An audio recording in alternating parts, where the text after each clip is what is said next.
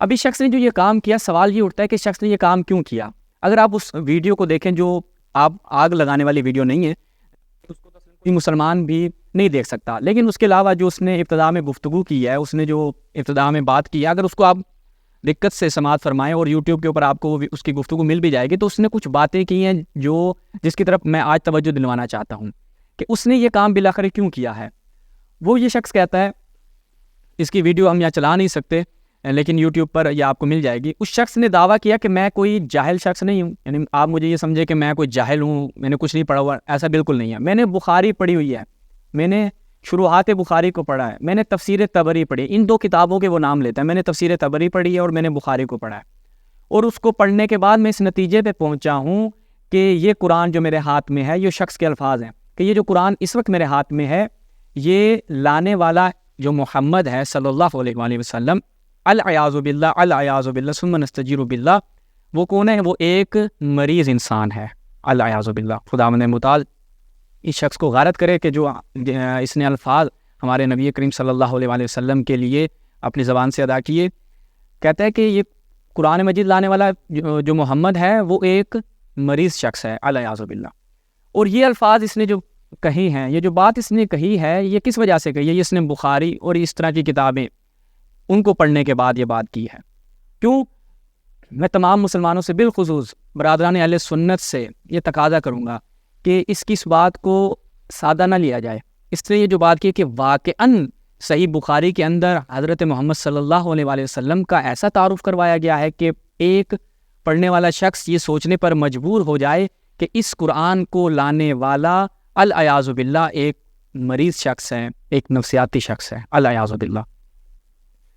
اگر یہ شخص تشیع کی کتب کو مطالعہ کرتا، تشیع کی کتب کی طرف رجوع کرتا، تو اس سے معلوم ہو جاتا کہ یہ جو اس کی سوچ ہے، یہ ایک فقط فرسودہ اس کا ایک خیال ہے، یہ توہمات ہیں اس کے، وَإِلَّا ایسی کوئی بات نہیں ہے۔ لیکن افسوس کے ساتھ کہنا پڑتا ہے کہ اگر اسے جلانا بھی تھا، کیونکہ اس نے بخاری کو پڑھ رکھا ہے، اس نے ان روایات کو جلانا تھا کہ جن روایات میں حضرت محمد صلی اللہ علیہ وآلہ وسلم کی شخصیت کو مجروح کر کے پیش کیا گیا ہے۔ اس کتاب کی طرف جو اس نے چیزیں پڑھی ہیں، جو اس نے باتیں کی ہیں، ان چیزوں کو اور ان روایات کو آگ لگانی چاہیے۔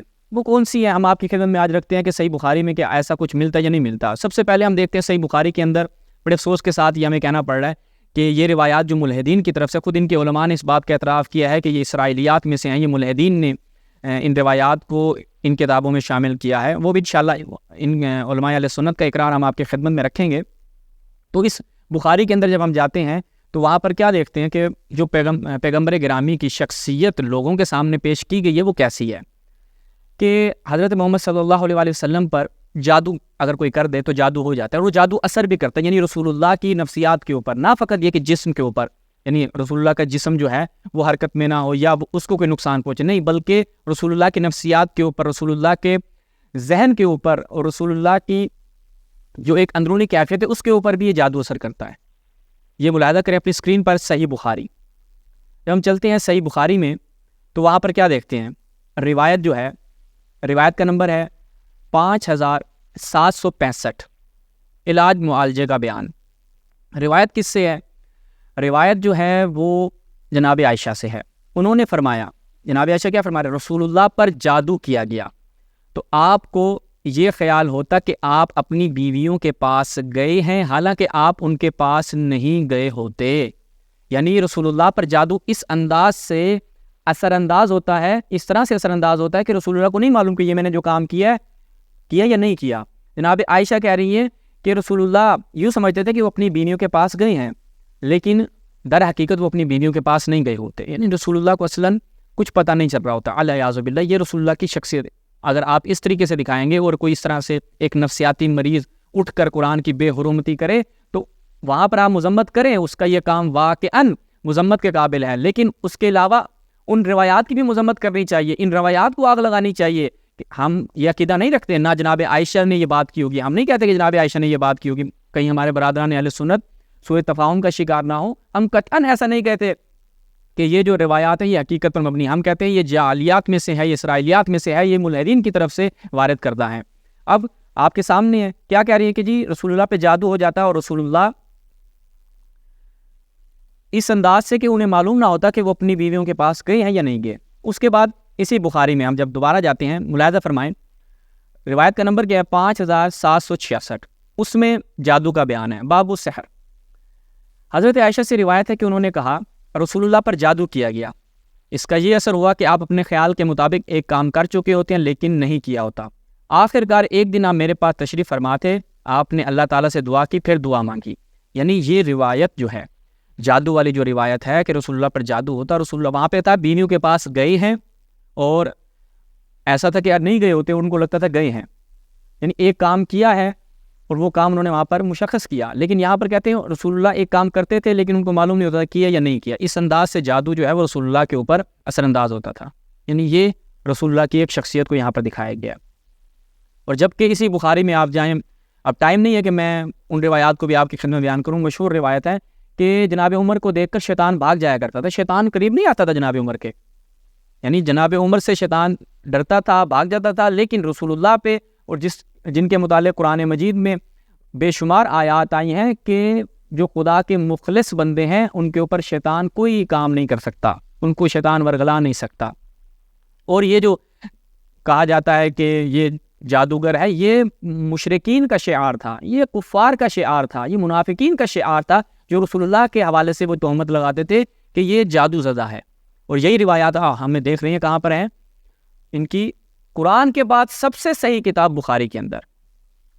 اس کے بعد اگلی ہم روایت کو دیکھتے ہیں، اس میں کیا ملتا ہے جی۔ اس کے بعد پھر چلتے ہیں ہم صحیح بخاری کی طرف، ملاحظہ فرمائیں صحیح بخاری میں جب ہم جاتے ہیں تو یہاں پر پھر جناب عائشہ سے روایت ہے۔ تعجب کی بات ہے، اس طرح کی ساری روایات کیا ہیں جناب عائشہ سے۔ اب دیکھیں رسول اللہ کی شخصیت کو، برادران اہل سنت گزارش کروں گا آپ سے توجہ کیجیے اس روایت کی طرف۔ آپ ہی کے مترجمین ہیں، آپ ہی کی وہ کتاب ہے کہ جو قرآن کے بعد سب سے صحیح کتاب ہے، کیا ہے؟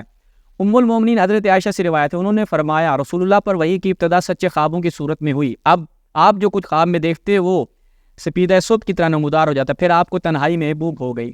جاتے جاتے یعنی آگے چلیں آپ، اب حال بتا رہے ہیں کہ رسول اللہ کے اوپر جب وحی کا نزول ہوتا ہے اور ان کو مبعوث بے رسالت کیا جاتا ہے تو وہاں پر کیا ہے، حضرت خدیجہ کے پاس واپس آتے ہیں، تقریباً اتنے ہی دنوں کے لیے پھر توشہ لے جاتے ہیں، یہاں تک کہ ایک روز جب کہ آپ غار حرا میں تھے، یک آپ کے پاس حق آ گیا، وہی نبوت کی بات ہوئی، اور ایک فرشتے نے آ کے آپ سے کہا پڑھو، آپ نے فرمایا میں پڑھا ہوا نہیں ہوں، آپ کا فرمان ہے، اس پر فرشتے نے مجھے پکڑ کر خوب بھینچا۔ یعنی آپ تصور کریں کہ رسول اللہ کی ذات گرامی ہے اور کہا جا رہا ہے کہ پکڑ کے ایسے جھنجھوڑا، ٹھیک ہے، فرشتے نے پکڑ کے جھنجھوڑا ان کو، یہاں تک کہ میری قوت برداشت جواب دینے لگی، یعنی کہا پڑھو، آپ نے کہا میں پڑھا ہوا نہیں ہوں، میں پڑھنا لکھنا نہیں جانتا، میں کیسے پڑھوں؟ تو فرشتے نے پکڑ کے ایسے جھنجھوڑا۔ یعنی آپ اس کو ذہن میں لائیں، ہمارا ذہن اصلاً اس بات کی اجازت نہیں دیتا کہ رسول اللہ کے حوالے سے ہم یہ سوچ رکھیں۔ اس کے بعد پھر اس نے مجھے چھوڑ دیا اور کہا پڑھو، میں نے کہا میں تو پڑھا ہوا نہیں ہوں، اس نے دوبارہ مجھے پکڑ کر دبوچا، یہاں تک کہ میری قوت برداشت جواب دینے لگی، پھر چھوڑ کر کہا پڑھو، میں نے پھر کہا میں پڑھا ہوا نہیں ہوں، اس نے تیسری بار مجھے پکڑ کر بھینچا، پھر چھوڑ کر کہا پڑھو اپنے رب کے نام سے جس نے پیدا کیا، جس نے انسان کو خون کے لوتھڑے سے۔ اس کے بعد اگلی عبارت پہ جب ہم جاتے ہیں تو وہاں پر کیا ہے، پیدا کیا پڑھو اور تمہارا رب تو نہایت کریم ہے۔ اب یہ کیا ہے، رسول اللہ کی شخصیت کو پیش کیا جا رہا ہے کہ رسول اللہ کو فرشتہ ایسے 3 دفعہ پکڑ کے دبوچتا ہے، ایسے جھٹکے دیتا ہے ان کو، اور پھر کہتا ہے پڑھو پڑھو، جیسے ایک چھوٹے بچے کے ساتھ کام کیا جاتا ہے کہ اسکول کا چھوٹا سا بچہ ہو، اس کو استاد کہے پڑھو اور وہ نہ پڑھے، اسے ایسے جھنجھوڑا جائے۔ اور رسول اللہ کی یہاں پر بقول ان کے بخاری کے الفاظ کے الیاذ باللہ، ہم ایسی روایات پر قطعاً اعتقاد نہیں رکھتے اور ہم ان کو جعلیات میں سے سمجھتے ہیں، کہا کہ وہ رسول اللہ کی طاقت جواب دے جاتی تھی۔ اب آگے دیکھیں کیا ہوتا ہے، آگے کام جو ہے وہ بہت زیادہ اور خراب یعنی انہوں نے کر کے پیش کیا ہے۔ وہ کیا ہے، پھر آپ نے حضرت خدیجہ، ملاحظہ فرمایا، پھر آپ نے حضرت خدیجہ کو واقعے کی اطلاع دیتے ہوئے فرمایا مجھے اپنی جان کا ڈر ہے، یعنی رسول اللہ کہتے ہیں مجھے میری جان کا خوف ہے، میرے اوپر حملہ نہ ہو جائے، الیاذ باللہ، اس طریقے سے رسول اللہ کو اپنی جان کا خوف لاحق ہو گیا۔ حضرت خدیجہ نے کہا قطعاً نہیں، اللہ کی قسم، اللہ تعالیٰ آپ کو کبھی رنجیدہ نہیں کرے گا۔ پھر صلہ رحمی کرتے ہیں، آپ صلہ رحمی کرتے ہیں، درماندوں کا بوجھ اٹھاتے ہیں، وغیرہ وغیرہ۔ پھر حضرت خدیجہ رسول اللہ کو ساتھ لے کر اپنے چچا زاد بھائی ورقہ بن نوفل کے پاس آئیں۔ ورقہ دور جہالت میں عیسائی ہو گئے تھے اور عبرانی زبان بھی لکھنا جانتے تھے، یعنی اب رسول اللہ کو ایک مسیحی کے پاس لایا جا رہا ہے اور وہ آ کر رسول اللہ کو بتا رہے ہیں کہ آپ تو مبعوث برسالت ہو چکے ہیں، آپ نبی بن چکے ہیں، آپ کو پریشان گھبرانے کی ضرورت نہیں ہے. یعنی ایک مسیح رسول اللہ کو یہ بتا رہا ہے کہ آپ کو اس چیز کی سمجھ نہیں آئی کہ آپ نبی بن چکے ہیں. فرشتے نے جو آپ یہ پورا واقعہ بتا رہے ہیں، اس سے یہ سمجھ میں آتا ہے کہ آپ مبعوث برسالت ہو چکے. تو یہ کیا ہے؟ بخاری کے اندر رسول اللہ کا تعارف پیش کیا جا رہا ہے. اس کے بعد خود اگلی روایت ملاحظہ فرمائیں، یہ ہے صحیح مسلم میں. صحیح مسلم جب ہم اس میں جاتے ہیں تو توجہ کریں. انس ابن مالک سے روایت ہے، رسول اللہ کے پاس 413 روایت کا نمبر ہے. رسول اللہ کے پاس جبریل آئے اور آپ لڑکوں کے ساتھ کھیل رہے تھے. انہوں نے آپ کو پکڑ کر اور پچھاڑا. ٹھیک ہے، آپ کو پکڑا اور پچھاڑا اور دل کو چیر کر نکالا، پھر اس میں سے ایک پھٹکی جدا کر ڈالی اور کہا اتنا حصہ شیطان کا تھا. العیاذ باللہ. یعنی رسول اللہ کے اندر جو ہے وہ شیطان کا ایک حصہ تھا. اب آپ خود سوچیں، جو اس ملعون نے قرآن جلایا اور وہ کہتا ہے میں نے بخاری پڑھ رکھی ہے. بخاری میں جب کوئی شخص یہ پڑھے گا کہ رسول اللہ صلی اللہ علیہ وآلہ وسلم کی شخصیت کیا ہے کہ عمر کو دیکھ کر تو شیطان بھاگ جاتا ہے، لیکن رسول اللہ کے اندر نفوس پیدا کر لیتا ہے. یہ کیا ہے؟ رسول اللہ کی شخصیت بخاری کے اندر. اور اس کتاب کے بارے میں کیا کہا جاتا ہے؟ یہ ہمارے بابے ہیں. انجینئر مرزا کیا کہتا ہے کہ قرآن کے بعد ہمارے جو بابے ہیں بخاری مسلم ہیں. یہ مسلم کی روایت پہلے آپ کو دکھائی، بخاری کی روایت. آپ خود فیصلہ کریں کہ کن جلانا چاہیے تو کس چیز کو جلانا چاہیے. اب اس کے بعد جادو والی روایت کے متعلق ملاحظہ فرمائیں کیا ملتا ہے ہمیں. یہ آپ اپنی اسکرین پر دیکھیں، احکام القرآن. یہ جساس کی کتاب ہے. جب ہم اس میں جاتے ہیں تو یہاں پر کیا ہے؟ وہ کہتے ہیں کہ وَذَلِكَ أَنَّهُمْ زَعَمُوا أَنَّ النَّبِيَّ، یعنی رسول اللہ کے متعلق جو یہ کہا گیا کہ رسول اللہ کیا ہوئے، ان کے اوپر وہ جادو ہو جایا کرتا تھا اور جادو ان میں عمل بھی کرتا تھا. حتیٰ فیہ ان یتخیل، یعنی لی انی اقول الشیء وافعلہ ولم افعلہ، کہ ایک چیز جو ہے وہ میں نے کہی ہے، وہ گمان کرتے تھے یہ چیز میں نے کہی یا نہیں کہی. ٹھیک ہے، جبکہ وہ نہیں کہی ہوتی تھی. ایک چیز کا گمان کرتے تھے یہ میں نے کام کیا، جبکہ وہ انہوں نے کام نہیں کیا ہوتا تھا. وہ کہتے ہیں وَمِثْلُ هَذِهِ الْأَخْبَارِ مِنْ وَضْعِ الْمُلْحِدِينَ، یہ ساری کی ساری روایات ملحدین کی وضع کردہ ہیں. اور کس کتاب میں موجود ہے؟ بخاری میں موجود ہے. یعنی جساس اہل سنت کے مفسر کیا کہہ رہے ہیں کہ یہ جو روایات آپ بخاری اور مسلم سے پیش کرتے ہیں کہ رسول اللہ پر جادو اثر کرتا تھا اور رسول اللہ صلی اللہ علیہ وسلم اپنے حواس میں نہیں رہتے تھے، یہ ملحدین کی جمع کردہ روایتیں ہیں. اچھا جی، اب دیکھیے جادو کتنے دن اثر کرتا تھا. یہ islamweb.net جو ہے اہل سنت کی ایک ویب سائٹ ہے، بڑی مشہور اور معتمد علیہ ویب سائٹ ہے. اس میں کیا کہتے ہیں، صحیحین میں یہ چیز ثابت ہے کہ رسول اللہ صلی اللہ علیہ وسلم پر لبید بن عاصم جو یہود میں سے تھا، وہ اس نے جادو کر دیا رسول اللہ پہ. ایک یہودی رسول اللہ پر غالب آ رہا ہے، العیاذ باللہ. اور یہ مدت کتنی ہوتی تھی کہ رسول اللہ پر یہ جو جادو کی مدت ہے، کتنے عرصے کے لیے رسول اللہ جادو کے شکار ہوا کرتے تھے. وقانت المدہ التی اصابہ فیہا السحر 40 یوما، 40 دن تک بھی. وفی بعض الروایات انہا 16 کہ 6 مہینے تک بھی جو ہے وہ رسول اللہ کے اوپر جادو اثر کرتا تھا. 40 دن تک بھی رسول اللہ کے اوپر جادو اثر کرتا تھا. وہ کہتے ہیں پھر اہل علم نے ان روایات کے درمیان کیا جم کیا ہے اور کہا کہ نہایتاً جو ہے رسول اللہ 6 مہینے جادو کے اثر میں رہتے تھے. رسول اللہ ایک بات کرتے تھے ان کو نہیں پتہ ہوتا تھا یہ بات کی یا نہیں کی، یہ کام کرتے تھے ان کو نہیں پتہ ہوتا تھا یہ کام کیا یا نہیں کیا. یہ رسول اللہ ان کی یہ ہمارے نبی نہیں ہے. یہ جس نبی کا تعارف کروایا جائے وہ حضرت محمد صلی اللہ علیہ وآلہ وسلم نہیں ہے، قطعاً نہیں ہے. یہ یہودیوں اور یہ اسرائیلیات اور ملحدین کی طرف سے وضع کردہ روایات ہیں جو بخاری میں موجود ہیں. اگر کسی شخص کو کوئی اس طرح کا گمان ہوتا ہے، باطل گمان ہوتا ہے رسول اللہ کے متعلق، اور پھر وہ آ کر قرآن کے اوپر اس انداز سے حملہ ور ہوتا ہے، قرآن کو آگ لگاتا ہے، تو اس کو چاہیے سب سے پہلے ان روایات کو آگ لگائے. ان روایات کے اوپر بین لگانا چاہیے. کیونکہ اس شخص کی آپ گفتگو سنیں، اس نے ایک پوری تقریر کی ہے. اس نے کہا کہ اس قرآن کو العیاذ باللہ یونیورسٹیوں، جامعات میں جو جتنے بھی جامعہ ہیں، جتنے بھی یونیورسٹیز ہیں، وہاں پر بین کیا جائے. اس قرآن کو وہاں پر پڑھانے سے منع کیا جائے، پڑھنے سے منع کیا جائے. اور اس کی وجہ اس نے کیا بیان کی کہ اس کو لانے والا العیاذ باللہ جو اس نے آگے بات کی وہ میں دوبارہ دہرانا بھی نہیں چاہتا. اور آپ دیکھ رہے ہیں کہ یہ بخاری کے اندر روایات ہیں اور کس قدر روایات ایک عجیب و غریب شخصیت جو ہے وہ رسول اللہ کی پیش کی گئی. اس کے بعد آپ خود دیکھیں، مزید ہم آپ کو دکھاتے ہیں. یہ تو اس کے بعد خودکشی کی، یعنی رسول اللہ صلی اللہ علیہ وسلم نے خودکشی کا بھی ارادہ کیا. دوبارہ دیکھیں صحیح بخاری. صحیح بخاری میں جب ہم جاتے ہیں تو اس میں کیا ہے، اس کی روایت نمبر روایت نمبر 1 ہے کتاب التعبیر، اس کی باب اول ہے، اور روایت نمبر 6972، رسول اللہ پر وحی کا آغاز سچے خواب سے ہوا۔ یہ وہی روایت ہے جو ہم نے پڑھی ہے۔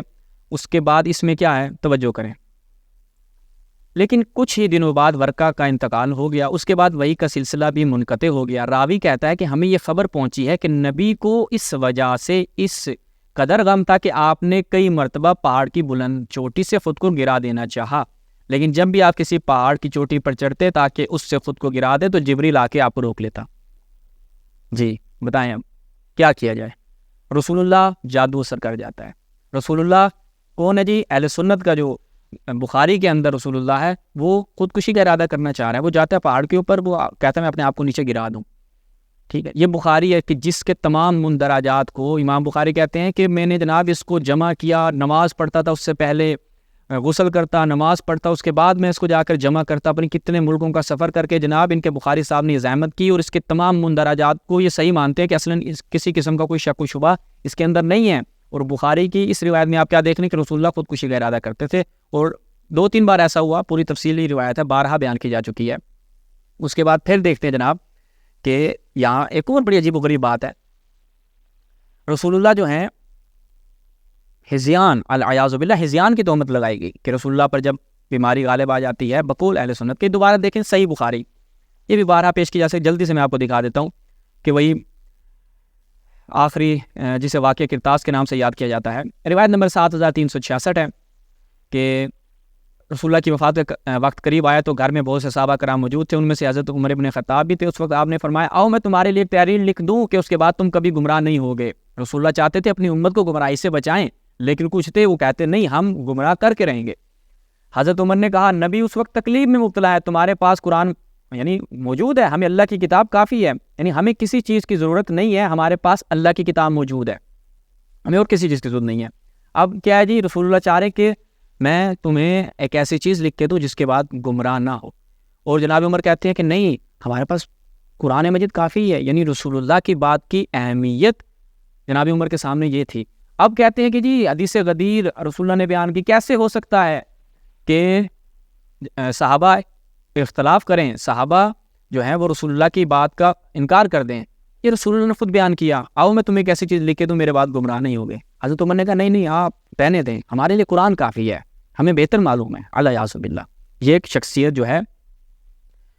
اس کے بعد اگلی روایت، یہ روایت بھی بارہا بیان کی جا چکی ہے، اور کہا کہ رسول اللہ جو ہیں ان کے اوپر بیماری غالب آ چکی ہے، اور وہ ہذیان یعنی ان کو پتہ نہیں چل رہا، وہ میں اس کا ترجمہ بھی نہیں کرنا چاہتا کہ جو انسان تکلیف میں جب بخار اس کے اوپر غالب آ جائے، کوئی بیماری اس پہ غالب آ جائے، اس کا دماغ کام نہیں کر رہا ہوتا اور وہ اس طریقے سے الیاذ باللہ اول فول بات کر رہا ہوتا ہے۔ یہ جناب عمر کے الفاظ ہیں رسول اللہ کے لیے، اور یہ بخاری۔ ب وہ شخص اگر کہے کہ اس قرآن کو لانے والا الیاذ باللہ ایک ایسا شخص ہے کہ جو مریض ہے، تو اس کو آپ کیا کہیں گے؟ وہ تو بخاری سے پیش کر رہا ہے، بخاری سے پیش کر رہا ہے، اس کا عمل اپنی جگہ پر، اس نے جو کیا اس کے اوپر یعنی اس پر کروڑوں لعنتیں اس شخص کے اوپر جو اس نے قرآن کو آگ لگائی، لیکن اس کا آپ کیا کریں گے؟ اس کا کیا جواب دیں گے؟ اس کے بعد خود دیکھیں کہ قرآن کے متعلق یہ کیا کہتے ہیں، یہ ملاحظہ فرمائیں صحیح بخاری، دوبارہ صحیح بخاری، کہ جناب عثمان نے کچھ قرآن کے جو صحیفے جمع کیے ہوئے تھے ان کو آگ لگا دی۔ یہ ایک مشہور روایت ہے، اس کے اوپر علماء اہل سنت کے تفصیلی کلام موجود ہیں، اور یہ روایت سبب بنی کہ بعض علماء نے، وہ بھی میں آپ کے خدمت پیش کروں گا، بعض نے کہا کہ قرآن جلانا مکروہ ہے، بعض نے کہا نہیں جائز نہیں ہے، بعض نے کہا کوئی مسئلہ نہیں ہے جلا سکتے ہیں۔ یہ دیکھیں حذیفہ بن عثمان کہتے ہیں کہ اے امیر المومنین، یہ میں نے آپ کے لیے فارسی کا نسخہ نکالا ہے کیونکہ اردو والے اس قدر ڈنڈیاں مارتے ہیں، اصلا پوری عبارت کا معنی ہی نکال دیتے ہیں کہ اختلاف ہو گیا، یعنی آپ جو ہیں عثمان کو کہا، حذیفہ نے عثمان کو کہا کہ آپ ان کے متعلق جو ہے کوئی اقدام کریں، کیونکہ یہ نہ ہو کہ جس طرح یہود اور نصارہ کی کتابوں میں اس انداز سے اختلاف ہو گیا یہاں پر بھی ہو جائے۔ تو حضرت عثمان نے کہا بھائی جاؤ صحیفے جو ہے وہ جمع کرو، پھر جناب حفصہ کے پاس جو صحیفے ان کو بھی لے کر آؤ، اور ان کو حکم دیا کہ بجز از ان نسخے ہمان نسخے ہائی از قرآن کے گنئی پراکندے یا کامل نوشتے شدے باشد، اس نسخے کے علاوہ باقی جتنے بھی نسخے ہیں قرآن سے، یعنی قرآن کے جتنے بھی نسخے ہیں ان کو آگ لگا دی جائے۔ حضرت عثمان کہہ رہے ہیں قرآن کے ان تمام نسخوں کو آگ لگا دی جائے۔ سوال، آپ یہ اہل سنت جو ہیں وہ یہاں پر تعویلیں کریں گے، آپ یہ روایت رکھیں اہل سنت کے سامنے، وہ کیا کہیں گے جی اس میں وہ نسخ ہو چکی تھی، نسخ التلاوہ تھی، یا وہ ایسی آیات تھیں جو منسوخ ہو چکی تھی وغیرہ وغیرہ، خداوند متعال کا نام تھا یا نہیں تھا؟ یعنی ایک کلام جو خداوند متعال کا ہے وہ تھا، اور اس کے متعلق عقیدہ کیا رکھا جا رہا ہے کہ اس کو آگ لگا دیجیے، کوئی مسئلہ نہیں ہے. یہ جناب عثمان کا عمل تھا. اچھا جی، اس کے بعد خود یہ تفسیر کا نام ہے البرہان زرکشی کی، امام بدر الدین زرکشی، ان کی کتاب البرہان فی علوم القرآن. اس میں جب ہم چلتے ہیں تو بڑی عجیب و غریب بات ہے، توجہ کیجیے گا. انہوں نے کیا شیعوں کے متھے مارنے کی کوشش کی ہے. وَأَمَّا تَعَلُّقُ الرَّوَافِضِ بِأَنَّ عثمان أَحْرَقَ الْمَصَاحِفَ، کہ یہ جو شیعہ کہتے ہیں کہ عثمان نے مصاحف کو، یعنی جو قرآن جمع کیے ہوئے صحیفے تھے جن میں قرآن لکھا ہوا تھا، ان کو آگ لگائی. فَإِنَّهُ جَهْلٌ مِّنْهُ، یعنی یہ ان کا جو ہے وہ جہالت ہے ان کی، یہ ان کی جو ہے وہ اندھاپن ہے. فَإِنَّ هَذَا مِنْ فَضَائِلِهِ، توجہ کیجئے کہ یہ عثمان کے فضائل میں سے ہے کہ اس نے یہ کام کیا. وہ جو قرآن کے نسخوں کو آگ لگائی، یہ اس کے فضائل میں سے ہے، اس کے علم میں سے ہے، اور اس نے اس سے اصلاح کرنا چاہیے. کیسی اصلاح کی؟ کہ اسی وجہ سے آپ جا کر اہل سنت مفتیوں سے پوچھا، اسی وجہ سے وہ آئے اور عثمان کو قتل کرنے کے در پہ ہو گئے، عثمان کو قتل کیا. ان میں سے ایک وجہ یہ بھی تھی، جس طرح عثمان کی دیگر ایسے کام تھے کہ جن کی وجہ سے صحابہ کے زد و کوب کرنا، اپنے ہی خاندان میں جو بیت المال تھا اس کی ایک غیر منصفانہ تقسیم، اور اپنے ہی خاندان کے افراد کو جو ظالم و جابر ہوا کرتے تھے ان کو عمال بنا دینا، ان کو حکومت کا حصہ بنا دینا. یہ جو اس نے کام کیے، صحابہ کو مدینے سے نکال دینا اور صحابہ کے اوپر تشدد اور زد و کوب کرنا ان کو. اس کے بعد ایک کام یہ بھی تھا کہ عثمان نے جو قرآن تھا اس کو جلا دیا، اور کہتے ہیں جی اس کے فضائل میں سے ہے، اس کے علم میں سے ہے. فَإِنَّهُ أَصْلَحَ، وہ تو اصلاح کرنا چاہ رہے تھے. اچھا جی، وَكَانَ ذَلِكَ وَاجِبًا عَلَيْهِ وَلَوْ تَرَكَهُ الْعَصَىٰ، یعنی وَلَوْ تَرَكَهُ الْعَصَىٰ، اگر وہ یہ کام ترک کر دیتے تو وہ گناہگار ہوتے. آپ دیکھیں کہ اس کا نتیجہ کیا نکلا. اس کا نتیجہ نکلا کہ امت کے اندر اس قدر افتراق ہوا کہ خود صحابیوں نے آ کر عثمان کو قتل کیا، اور اس کے بعد جنگ جمل عثمان کے قتل کے اوپر ہوئی. جنگ صفین، یعنی جنگ جمل اور صفین کے افراد ملا 1,00,000 سے اوپر افراد مرے ہیں. کس وجہ سے؟ عثمان کے اس کام کی وجہ سے. اور کہا جا رہا ہے من فضائلہ، ان کے فضائل میں سے ہے. یعنی یہ تعجب والی بات نہیں ہے. تو یہاں پر آپ کو خود سوچنا چاہیے کہ آپ جو عقیدہ رکھ رہے ہیں کہ یہ اس کے فضائل میں سے ہیں، اور اگر وہ کام نہ کرتا تو امت کا شرازہ بکھر جاتا. اس نے یہ کام کیا اور امت کا شرازہ بکھرا ہے. یہ فضائل میں سے نہیں ہے جناب. تو آپ ان روایات کا کیا کریں گے کہ رسول اللہ کے اندر شیطان کا حصہ، رسول اللہ پہ جادو کر دیا جاتا، رسول اللہ خودکشی کا ارادہ کرتے، رسول اللہ علیہ باللہ ایک بات ہذیان جو ہے وہ بول رہے ہیں. تو اس طرح کی روایات کو اگر کوئی شخص دیکھے گا تو وہ اگر یہ کہتا ہے کہ میں نے بخاری پڑھی اور بخاری میں رسول کا یہ تعارف کروایا گیا ہے، تو آپ کس کو آگ لگائیں گے؟ بخاری کی روایات کو، جو آپ کے خود علماء نے اعتراف کیا کہ یہ روایات ملحدین کی جانب سے ہیں. تو ہم یہاں پر کہیں گے کہ اس شخص کے اوپر تو خدا کی لعنت ہو.